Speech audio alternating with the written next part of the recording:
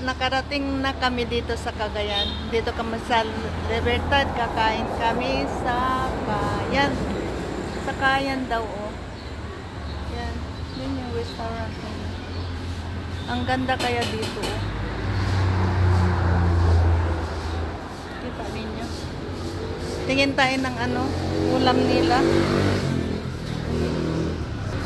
Oh, may mga benta pa silang mga bags, oh. Ayan, bagoong. Ano yung ulam-ulam nila?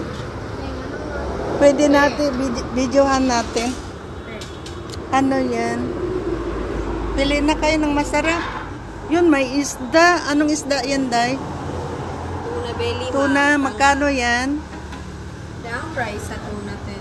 May makit. 492 ang belly. 427. Ano yun? Yan po si Ena. Yan yung ate ko. Kakain kami ngayon ng masarap.